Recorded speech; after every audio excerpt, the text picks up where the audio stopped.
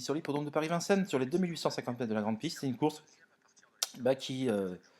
voilà, une course riche en rebondissements. Bon, ça s'est plutôt bien terminé pour les principaux favoris malgré tout. Vous allez comprendre pourquoi je vous dis ça.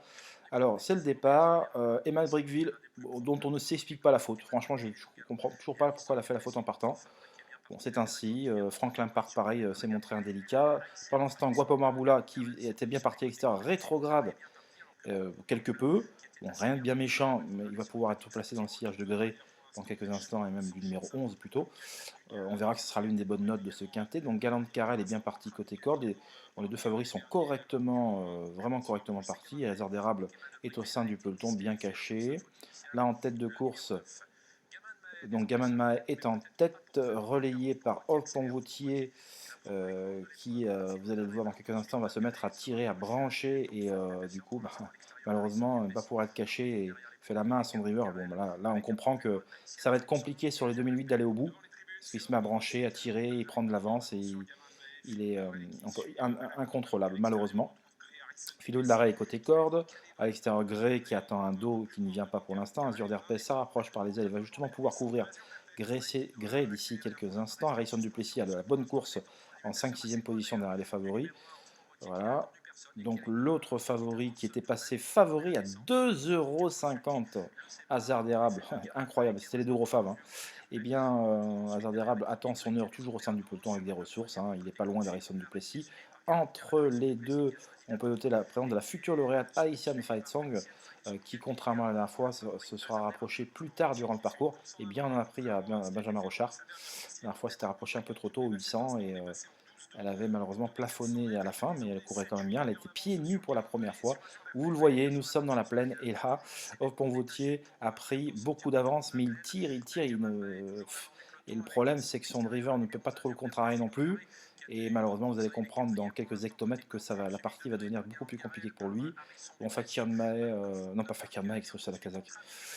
Donc le numéro 5, Gaman Mae, est bien installé en deuxième position. Donc Azur d'RP, le nez au vent pour l'instant. La grosse faute dans la montée de Hasard d'érable.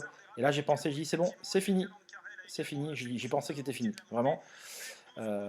Il a dû être remis au moment où on ne le voyait plus. Et il a frisé vraiment la correctionnelle. La Harrison Duplessis n'en demandait pas tant. Et vient tranquillement rattraper le numéro 1 sans faire d'effort. Donc là, Hasard d'érable est remis dans le wagon de 3 et peut suivre le wagon de 3. Et tant mieux, finalement, comme ça sera un bon wagon, ça aura sauvé les meubles pour lui. Vous allez voir qu'après, il va faire une bonne ligne droite. Il faudrait que dans son sillage, il y a Guapo Marboula. Finalement, c'est quand même deux bonnes notes. Bon, la note terrible, c'est bien sûr Hasard d'érable le favori. Hein. Bon, là, on a passé l'intersection des pistes, entrée du tournoi final. Le 1 n'en peut plus.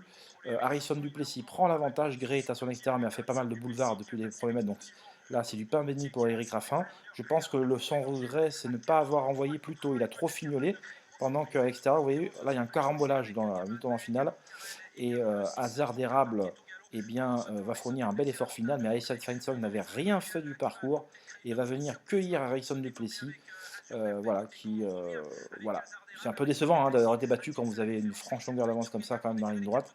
Et regardez, Hassan Fightsong bondit littéralement pour venir s'imposer aux dépens d'Harrison Duplessis. Hazard d'Herbe est troisième. Faute de Forever Gel qui aurait joué les premiers rôles.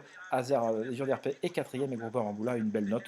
Donc pour finir, voilà, une très bonne note qui s'appelle Hasard d'érable. Autre bonne note, Guapo Marboula, qui est quand même cinquième après avoir hésité quelques instants au début. Et Forever Gel dans la phase finale, qui aurait créé une belle sensation en disputant activement l'arrivée. Donc voilà, mes chers amis, pour ce débrief du quintet, une course à rebondissement, comme tout quintet qui se respecte, quelle que soit la discipline, eh bien, c'est la qualité du parcours et l'inspiration des drivers qui fait souvent la différence. Voilà, on se retrouve pour d'autres numéros des débriefs et des jeux simples, recommandations du jour et présentation quintet. À bientôt, bye bye.